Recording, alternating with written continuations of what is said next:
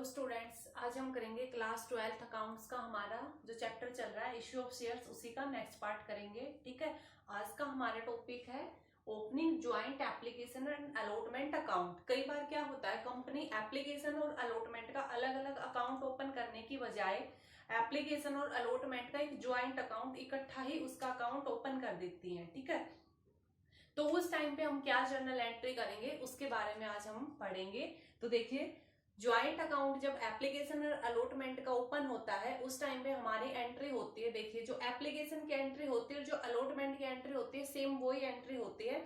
बस जैसे हम शेयर एप्लीकेशन लिखते थे उसी के साथ हम एक और अक्षर ऐड कर देंगे, share application and allotment account. ठीक है, और जहां पर भी अलॉटमेंट की एंट्री होती थी वहां पे भी एप्लीकेशन एंड अलॉटमेंट लिखेंगे और कोई डिफरेंस नहीं है, कोई ऐसा मुश्किल टॉपिक नहीं है। जैसे कि हम एंट्री करते थे सबसे पहले जर्नल एंट्री एप्लीकेशन के टाइम पे, तो हमारी क्या होती थी, bank account debit to share application account credit, इतना होता था। लेकिन अब एप्लीकेशन अकाउंट अकेला ओपन है ही नहीं, एप्लीकेशन किसके साथ है, अलॉटमेंट के साथ। एप्लीकेशन और अलॉटमेंट ज्वाइंट है, तो हम टू शेयर एप्लीकेशन अकाउंट इतना नहीं लिख सकते, हम लिखेंगे to share application and allotment account. ठीक है, वही एंट्री हो जाएगी। जितने शेयर्स हैं, ठीक है, नंबर ऑफ शेयर, जितने भी शेयर हैं उनकी मल्टीप्लाई कर देंगे किससे, मनी, एप्लीकेशन की मनी। एप्लीकेशन के ऊपर जितना भी पैसा मंगाया गया है उस पैसे को मल्टीप्लाई कर देंगे नंबर ऑफ शेयर। ऐसे ही करते थे, जैसे करते हैं वैसे ही करते थे। ठीक है, और वैसे ही यहाँ पर करेंगे। उसके बाद नेक्स्ट, इसके बाद हमारा नंबर क्या आता था एंट्री का, share application account debit to share capital, ऐसे ही होता था। ठीक है, और उसके बाद ये आगे का टॉपिक मैं 1 मिनट बाद समझाऊंगी, 1 मिनट आगे चलते हैं हम।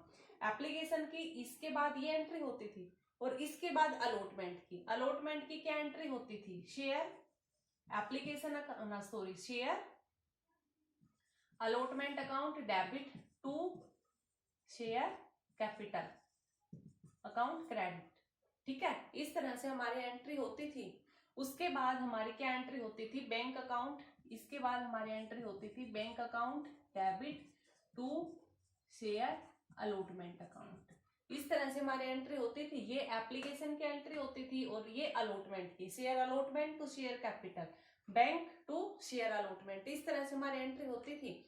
और हमारी एप्लीकेशन की एंट्री बैंक की पहले हो गई, उसके बाद share application to share capital.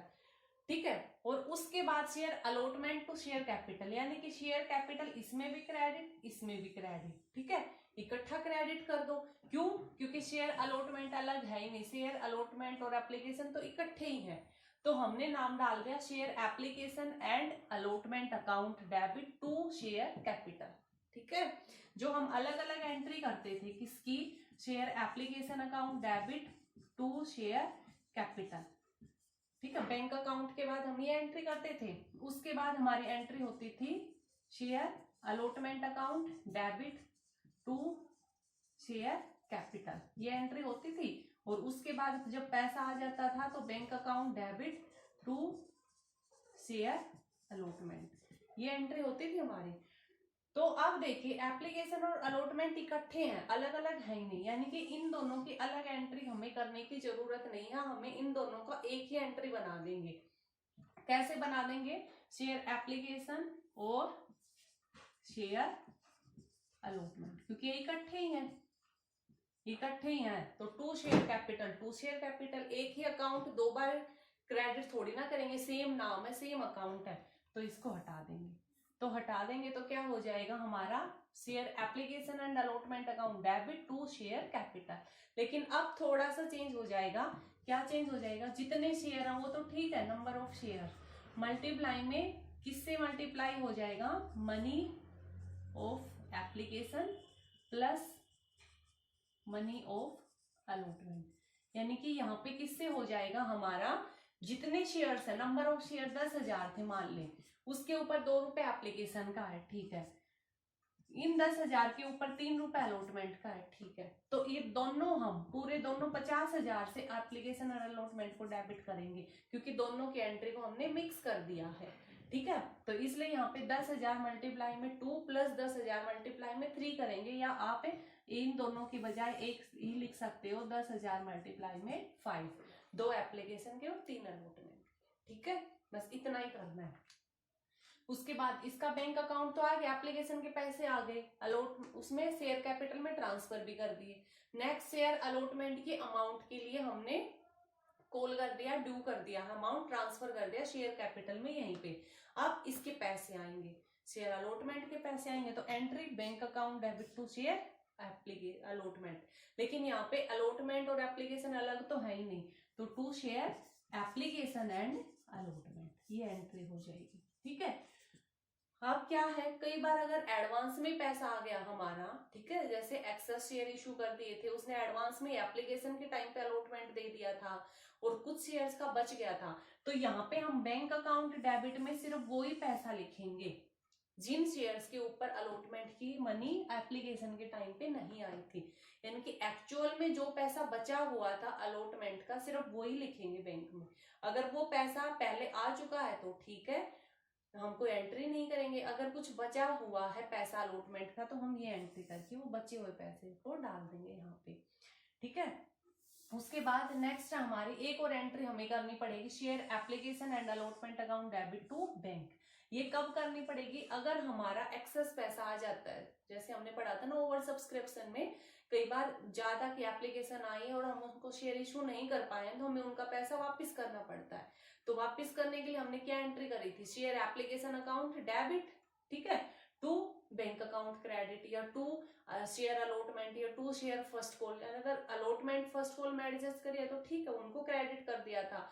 यहाँ पे अगर हमने उसको पैसा वापस करना है तो टू बैंक अकाउंट से वापस हो जाएगा। ठीक है, बाकी इसमें और कुछ ऐसा टॉपिक नहीं था, बस हमें एप्लीकेशन जहां लिखते थे वहां पे अब हम इकट्ठे लिखेंगे दोनों नाम, application and allotment, application and allotment. ये हमारा एक छोटा सा एक ही क्वेश्चन है आपका इससे रिलेटेड, बस एक ये छोटा सा टॉपिक था, तो आपके लिए कोई मुश्किल टॉपिक नहीं है। आप इजीली अगर आपने ये समझ लिया है तो कोई भी क्वेश्चन कर लोगे। क्वेश्चन तो कुछ है ही नहीं, बस इकट्ठी एंट्री करनी एप्लीकेशन एंड अलॉटमेंट की।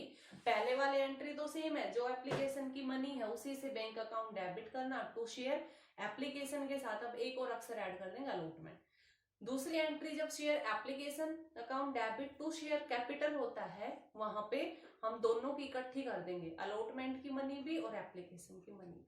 उसके बाद अलॉटमेंट का कोई पैसा रह गया था या पूरा ही अलॉटमेंट रहा है तो पूरे अलॉटमेंट की मनी से बैंक अकाउंट डेबिट कर देंगे और to share application and allotment credit. ठीक है, एक छोटा सा टॉपिक था।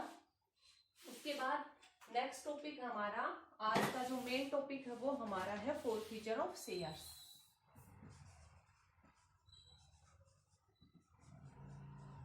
Forfeiture of shares. Forfeiture of shares क्या होता है, शेयर्स को जब्त करना।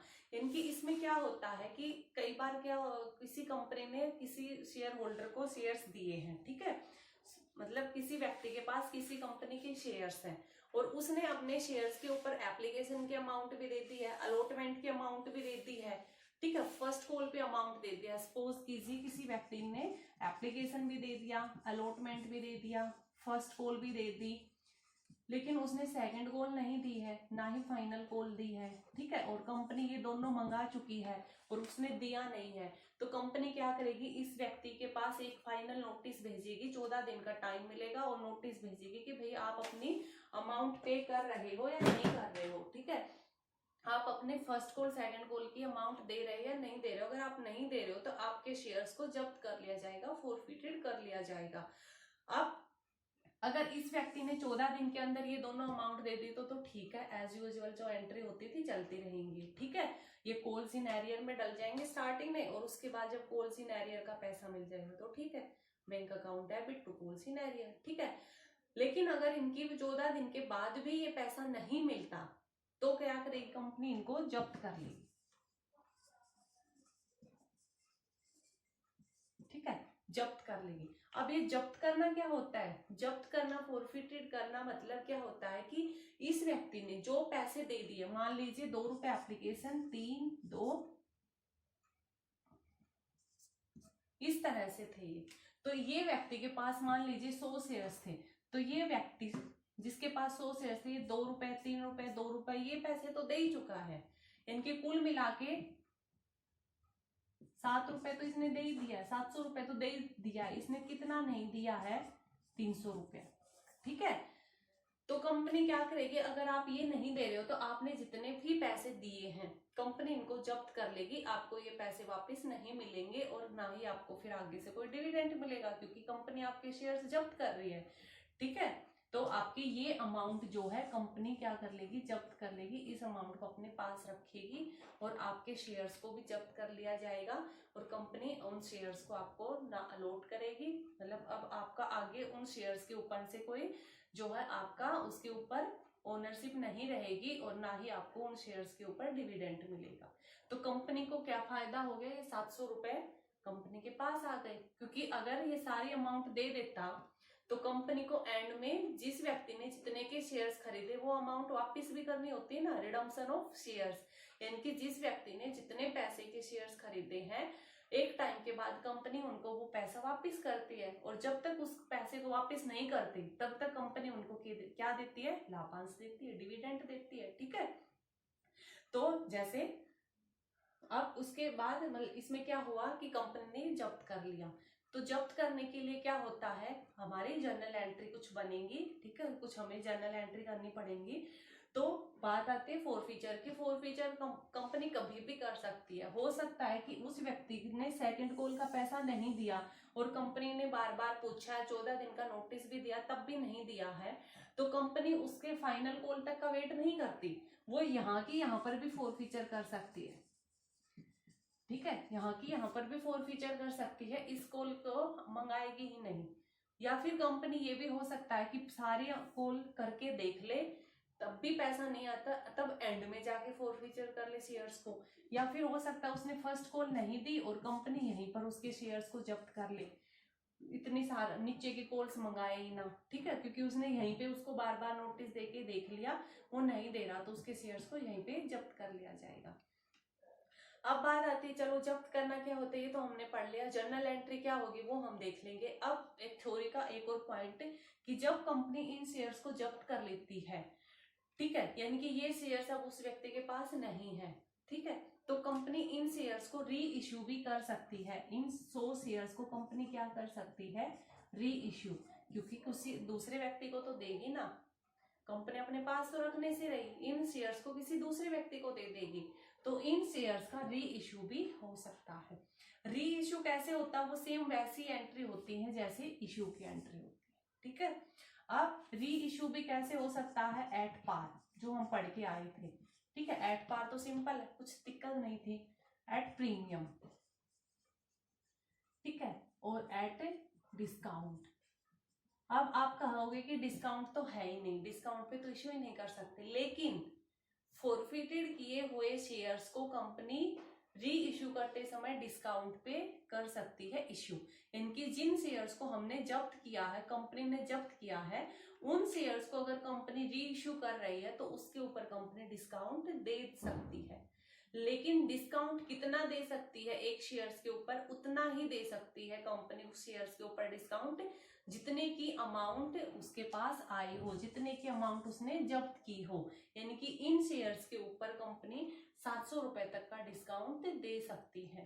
ठीक है, इसको एक सिंपल एग्जांपल में समझिए। आपने अपने किसी एक दोस्त को आपने एक पेन दिया, ठीक है, पूरा अच्छा नया पेन था, आपने उसको दे दिया। कितने रुपए का था वो, ₹10 का था, आपने उसको दे दिया। उसने उसको 2-3 महीने तक रखा, 2 मंथ तक उसने रखा इसको, उसका बहुत कम यूज किया, ना के बराबर, और किया तो थोड़ा सा यूज कर लिया। ठीक है, अब वो ₹10 का पेन 2 महीने उसने रखा और उसके बाद उसने आपके वो ₹10 नहीं दिए, उसने आपको सिर्फ ₹5 ही दिए हैं वापस।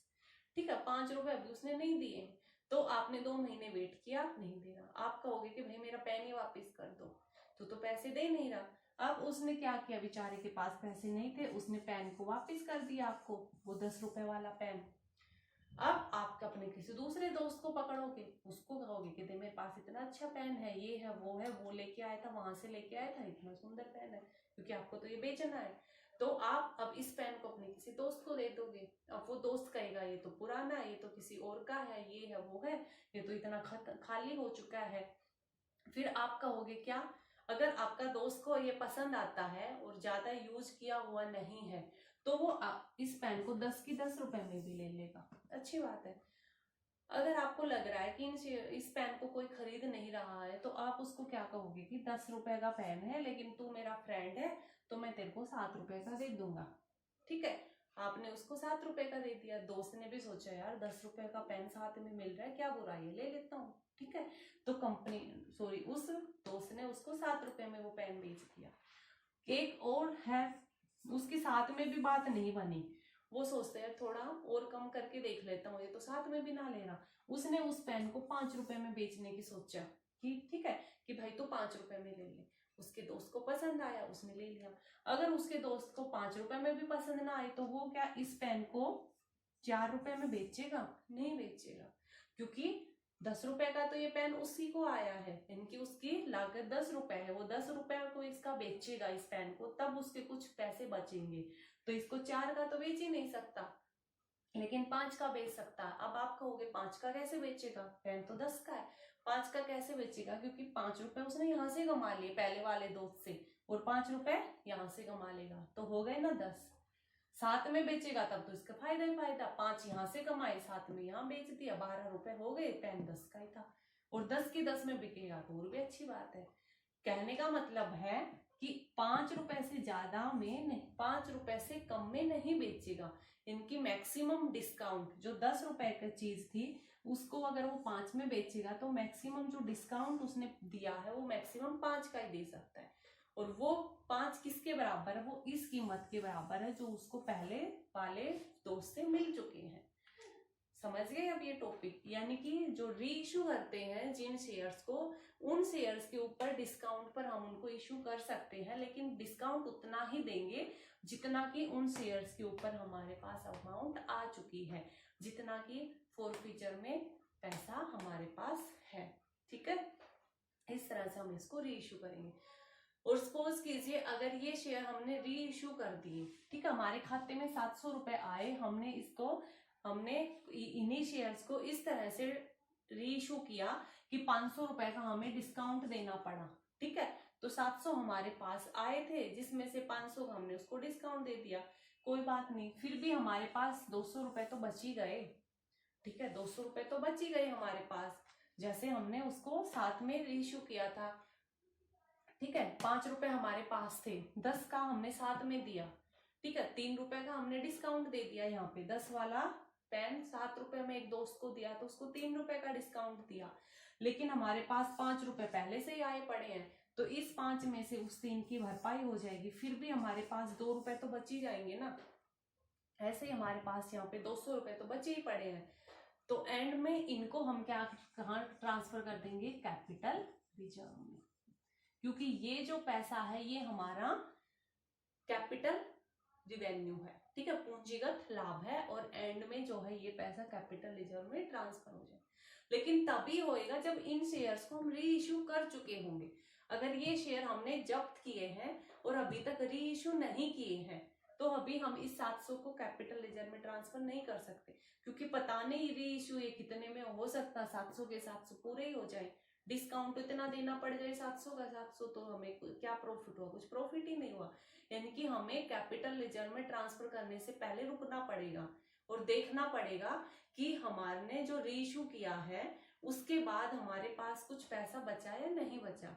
अगर कुछ पैसा बचा है 700 वाला शेयर, या अगर 500 में भी रीइश्यू मतलब 500 का हमने डिस्काउंट दिया, तो हमारे पास 200 बच गए तो इसको ट्रांसफर कर दो कैपिटल रिजर्व। अगर हमारे पास 700 का पैसे आए थे, डिस्काउंट इस तरह से दिया है कि 700 के 700 ही खर्च हो गए, तो कुछ बचा ही ना, तो कैपिटल रिजर्व में क्या ट्रांसफर होगा, कुछ नहीं होगा।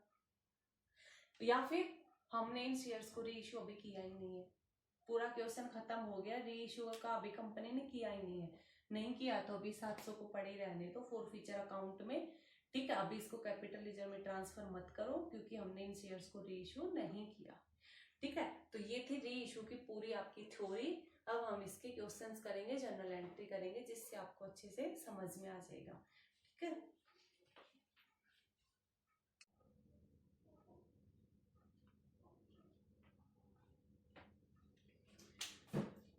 तो अब देखिए, अब हम करते हैं क्या, फॉरफीचर ऑफ शेयर्स की एंट्री की किस तरह से जर्नल एंट्री होगी। थ्योरी तो हमने पूरी समझ ली है, ठीक है। तो सबसे पहले forfeiture of share issue at par, यानी कि उन शेयर्स को जब्त करने की एंट्री जिनको इश्यू किया था किसके ऊपर, एट पार के ऊपर, ठीक है। तो उन शेयर्स को जब्त करने की क्या जर्नल एंट्री होगी, शेयर कैपिटल अकाउंट डेबिट, ठीक है। देखिए हम शेयर कैपिटल अकाउंट को हमेशा क्या करके आए हैं, क्रेडिट करके आए ना। जब हमने शेयर को इश्यू किया था हमने क्रेडिट कर दिया, अब हम उस शेयर को जब्त कर रहे हैं, वापस ले रहे हैं, तो जो क्रेडिट किया था उसको डेबिट कर देंगे, तो शेयर कैपिटल अकाउंट डेबिट, ठीक है। ये डेबिट किससे होएगा, मांगी गई कुल राशि, यानी कि कंपनी ने जितनी अमाउंट की अभी तक कॉल करी है ना, जो कॉल्ड अप कैपिटल है, उससे अगर कंपनी ने मान लो कोई 10 लाख का शेयर था और कंपनी ने अभी मंगाए ही 8 रुपए, 2 रुपए अभी कंपनी ने ही नहीं मंगाए हैं, ठीक है। तो अगले वाला बंदा कहां से दे देगा, इनकी जितनी राशि कंपनी मंगा चुकी है, जितनी के लिए कंपनी कॉल कर चुकी है, उतनी ही पैसे से हम शेयर कैपिटल को डेबिट करेंगे। यानी कि किसी व्यक्ति के पास 100 शेयर्स थे, हमने उसके उन 100 शेयर्स को जब्त किया है, ठीक है, और वो शेयर 10 रुपए के थे, तो हम उसको इस तरह से एंट्री करेंगे, 10 रुपए।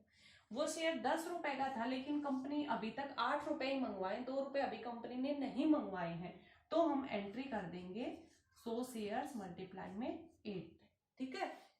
यानी जितनी अमाउंट कंपनी मंगवा चुकी है, शेयर कैपिटल अकाउंट डेबिट उससे। 2 शेयर अलॉटमेंट, यानी कि हम क्या कर देंगे, 2 शेयर अलॉटमेंट, ठीक है। ये हमारी जब्त करने की journal entry, share capital account debit 2 share allotment.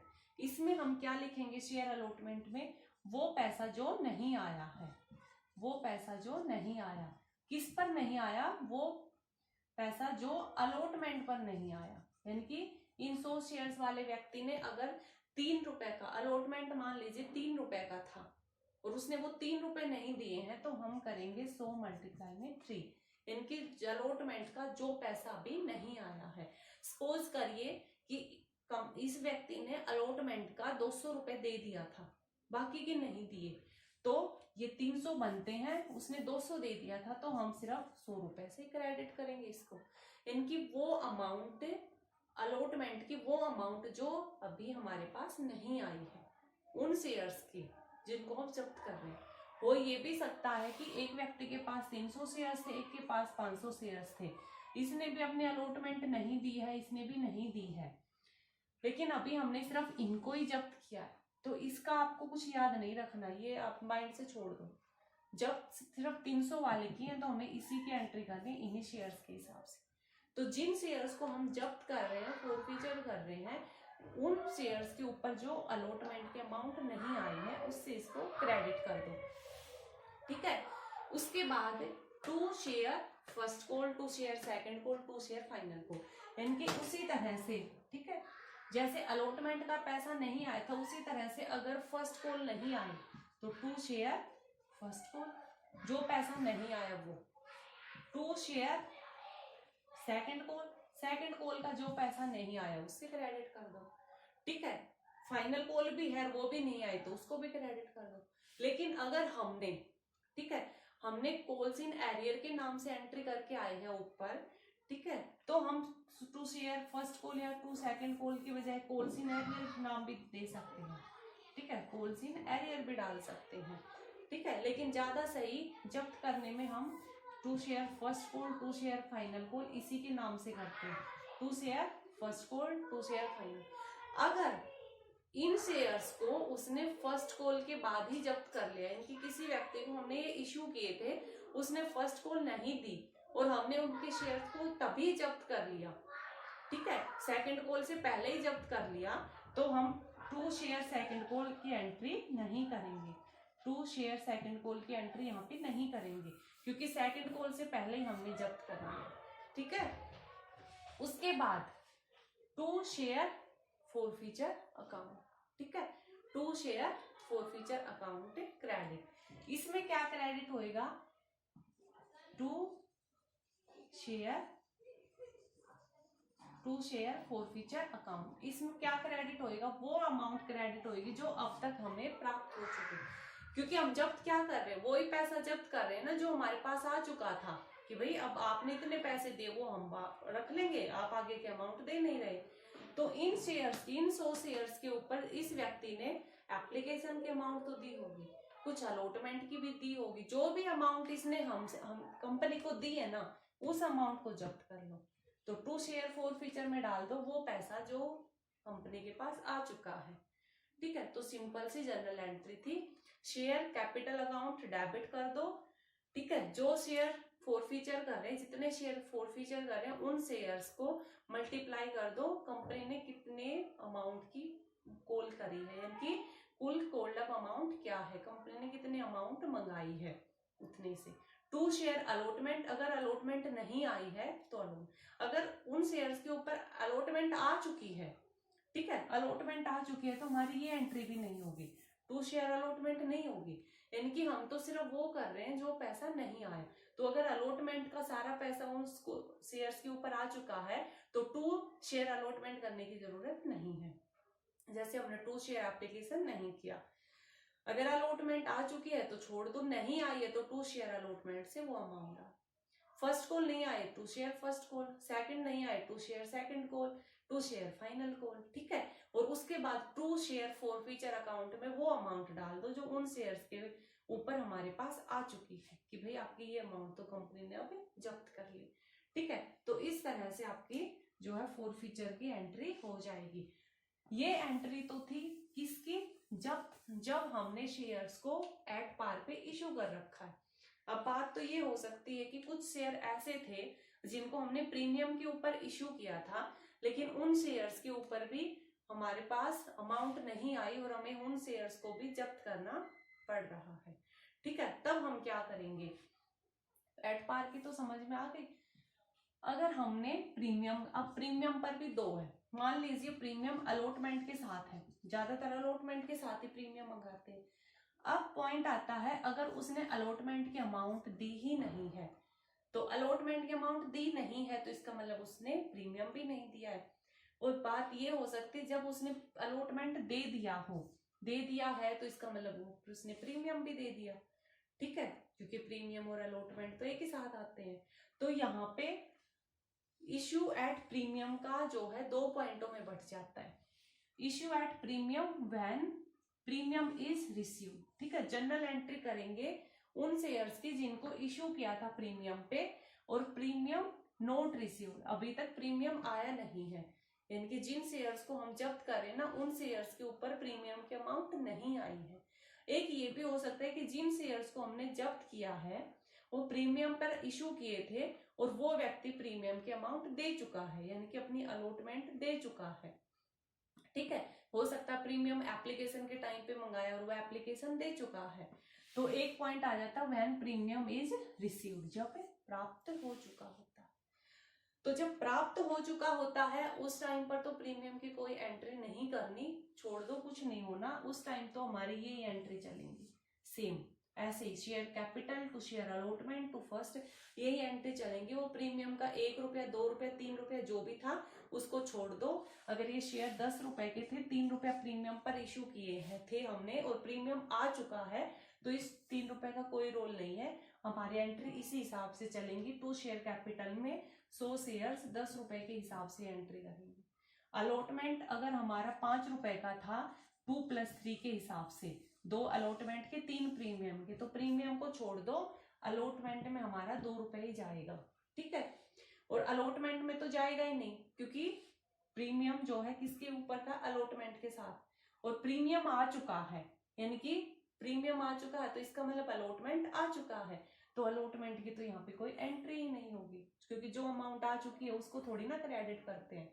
यानी कि जब प्रीमियम आ चुका है तो हमारी यही एंट्री होगी इस तरह से, इसको हटा देंगे और सेम ऐसे प्रीमियम का कोई रोल ही नहीं होगा। ठीक है, तो इसकी अलग से कोई जनरल एंट्री है नहीं, ये ऐसे ही होगी सेम इसी तरह से। बात कब आती है, बात आती है जब प्रीमियम हमें रिसीव नहीं हुआ।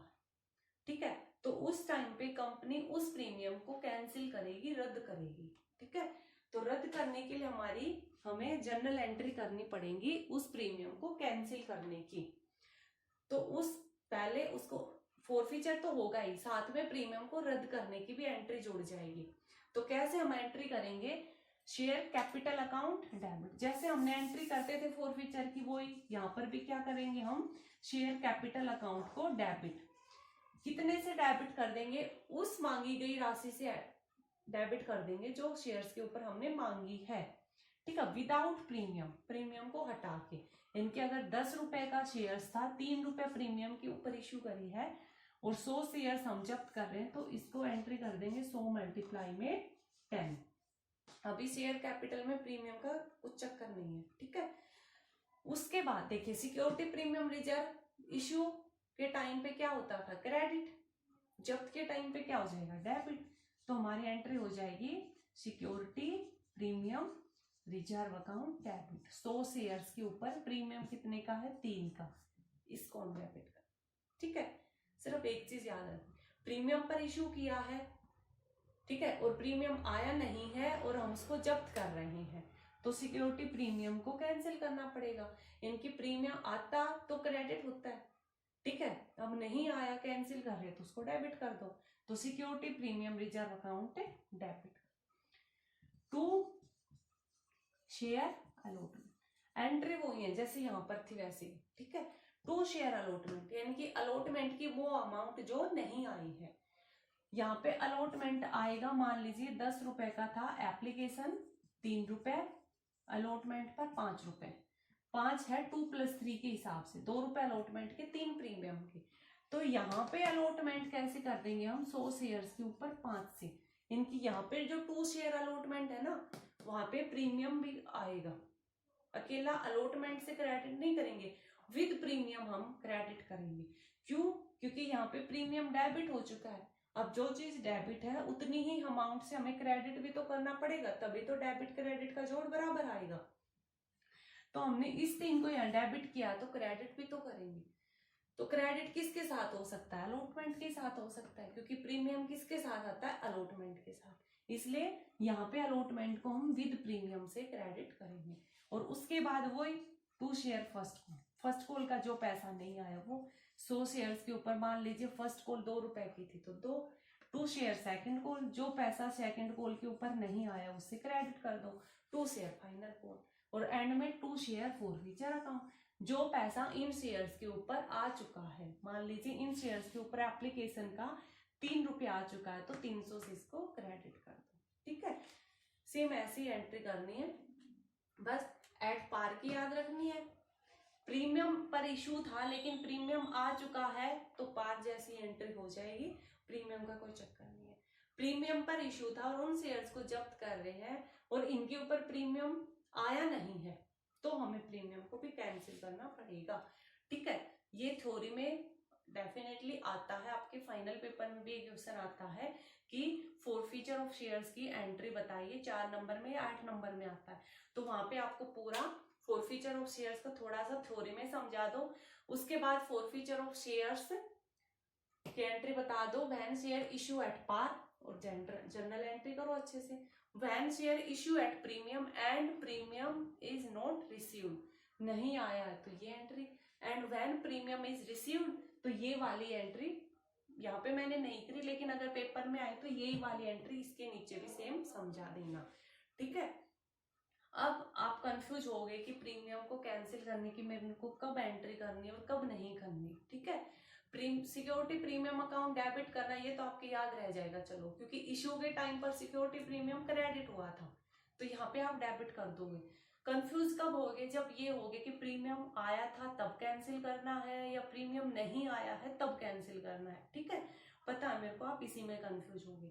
तो इसका एक सीधा सा सॉल्यूशन है, देखिए आपके घर में कोई गेस्ट आने वाला है, ठीक है, गेस्ट आने वाला है और उसने आपको बताया है कि भाई मैं 10 तारीख को आपके घर आऊंगा, और आप चाहते हो कि वो गेस्ट आपके घर ना आए, ठीक है, और उसने पहले ही फोन करके आपको बता दिया कि मैं 10 तारीख को आऊंगा, तो आप अगर चाह रहे हो कि वो ना आए तो आप क्या करोगे, भागने तैयार, 10 को तो मैं हूं ही नहीं, हम वहां पे जाएंगे, शादी है किसी की, कोई फंक्शन है, अरे हमें तो गांव जाना था, ये अब 100 बहाने तैयार करोगे और उसका आना कैंसिल करवा दोगे।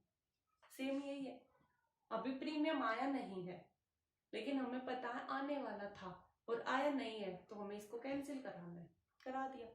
अब उस व्यक्ति ने, दूसरी कंडीशन, उस व्यक्ति ने हमको बताया नहीं कि वो 10 को आने वाला है और वो 10 को आधम का, ठीक है, 8 का 10 को। अब क्या हम उसको वापस भेज सकते हैं? जब घर में आए गया तो वापस तो भेज ही नहीं सकते, ठीक है, उसका जाना कैंसिल कर ही नहीं सकते क्योंकि वो तो आ ही चुका है। तो जब जो चीज आ ही चुकी है उसको कैंसिल कैसे करें? जो नहीं आई है उसको कैंसिल कर सकते हैं, ठीक है। सिंपल सा ये लॉजिक है जर्नल एंट्री याद करने का। तो ये थी फोरफीचर ऑफ शेयर्स की जर्नल एंट्री। अब आपको एक बात, इन जो शेयर्स फोरफीचर किए हैं, जो शेयर जब्त किए हैं, इनको री इश्यू कैसे करेंगे उसकी भी एंट्री समझा देती हूँ, फिर हम अपने क्वेश्चंस करेंगे, ठीक है। यानी कि मेनली इश्यू ऑफ शेयर्स का लगभग कंप्लीट सा टॉपिक हमारा हो गया है, उसके आगे थोड़ा सा थ्योरी बचेगी, ठीक है। मेन क्वेश्चंस यहीं तक थे, अगर आपको ये जर्नल एंट्री समझ में आ गई अच्छे से तो, ठीक है। उसके आगे अब लेसन में ज्यादा कुछ नहीं बचा है। तो एक बार फोरफीचर ऑफ शेयर्स का री इश्यू करने के टाइम पे कैसे एंट्री होगी वो और समझते हैं हम।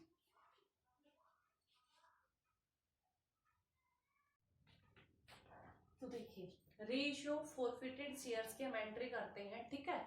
इसके भी 3 ऑप्शन हो सकते हैं इन शेयर्स को री इश्यू अगर हमने एट पार पे किया है तो, ठीक है। री इश्यू अगर एट पार पे किया तो क्या एंट्री हो जाएगी? Bank account debit to share capital. जैसे इश्यू करने की होती थी ना हमारी, bank account debit to share application, वहां पे तो हमारी अमाउंट अलग अलग बटी होती थी, इतने एप्लीकेशन पर, इतने अलॉटमेंट पर, इतने फर्स्ट होल्ड। जब री इश्यू की बात आएगी तब वो हमें सीधा बताएगा कि उसने इन 100 शेयर्स को जो हमने जब्त किए हैं उसको 10 रुपए में ही री इश्यू कर दिया है। तो हम पूरा 100 मल्टीप्लाई में 10 ही करेंगे, वहां पे हमें अलग अलग एप्लीकेशन अलॉटमेंट नहीं मिलेगी, तो इसलिए हमने टू शेयर कैपिटल ही लिखा है, ठीक है। एट प्रीमियम, अगर उसने इन शेयर्स को प्रीमियम के ऊपर री इश्यू किया तो जो प्रीमियम की एंट्री होती थी, bank account debit to share capital to security premium reserve, इनकी इश्यू के टाइम पर जो सिक्योरिटी प्रीमियम की एंट्री होती थी वैसे ही एंट्री करनी है, ठीक है। अगर उनको एट डिस्काउंट के ऊपर री इश्यू किया तो क्या एंट्री होगी? Bank account debit. देखिए, अगर डिस्काउंट के ऊपर कोई कंपनी शेयर्स को इश्यू करती है, आपके सिलेबस में वो नहीं था लेकिन हमने पढ़ा हुआ है, तो हमारी क्या एंट्री होती थी? इस तरह से एंट्री होती थी, bank account debit share discount account debit to share capital account credit, ठीक है। इस तरह से हमारी एंट्री होती थी क्योंकि प्रीमियम क्रेडिट है, डिस्काउंट डेबिट में जाता था। अब जैसे वहां पे इश्यू के टाइम पे प्रीमियम क्रेडिट था, री इश्यू में भी हमने प्रीमियम क्रेडिट कर दिया, तो आप कहोगे कि इश्यू के टाइम पे शेयर डिस्काउंट डेबिट था तो अब भी हमें शेयर डिस्काउंट डेबिट करना चाहिए। नहीं, हम पढ़ के आए हैं कि मैक्सिमम उतना ही डिस्काउंट दे सकती है कोई कंपनी जितना उसने जब्त करने के टाइम पे अमाउंट उसके पास आया हुआ है। यानी कि ये जो डिस्काउंट कंपनी दे रही है वो कहाँ से ले रही है? फोरफीचर से, फोरफीचर अकाउंट से, इसलिए हमने डिस्काउंट की बजाय शेयर फोरफीचर को डेबिट किया। लेकिन आपने तो ये वाला टॉपिक पढ़ा ही नहीं है तो आप ज्यादा कंफ्यूज नहीं होगे, ठीक है। जैसे हमने पढ़ा था तो हमारे मन में यही रहता था कि री इश्यू में यहाँ तक हो जाती थी, री इश्यू के टाइम पे डिस्काउंट में पजल होते थे कि हमने तो डिस्काउंट दिया है, डिस्काउंट के टाइम पे ये एंट्री करते हैं, री इश्यू के टाइम पे डिस्काउंट दे रहे हैं तो भी डिस्काउंट डेबिट करेंगे ना, ठीक है। इसमें कंफ्यूज हो जाते थे, लेकिन कंफ्यूज नहीं होना क्योंकि डिस्काउंट फोरफीचर से ही दे रहा है वो, ठीक है।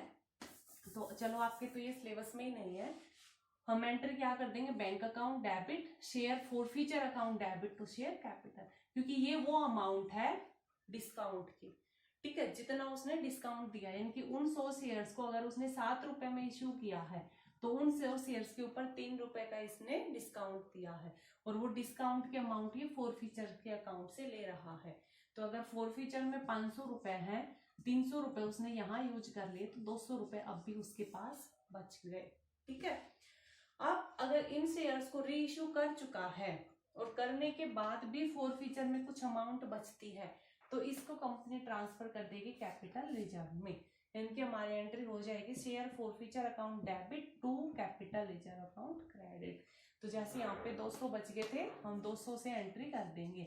जैसे यहाँ पे फोरफीचर की कोई अमाउंट हमने यूज ही नहीं करी और कंपनी के पास फोरफीचर 500 रुपए का है तो हम यहाँ पे 500 कर देंगे क्योंकि कंपनी ने कोई पैसा यूज ही नहीं किया है। ठीक है, तो इस तरह से हमारी री इश्यू की एंट्री हो जाएंगी। अब हमारे इस टॉपिक से रिलेटेड कुछ एक मैं आपको क्वेश्चंस कराऊंगी। ठीक है, अभी आज सिर्फ मेन बेसिक थ्योरी थी, जनरल एंट्री थी। अब आप क्वेश्चंस करोगे, इजीली आपके समझ में आ जाएंगे।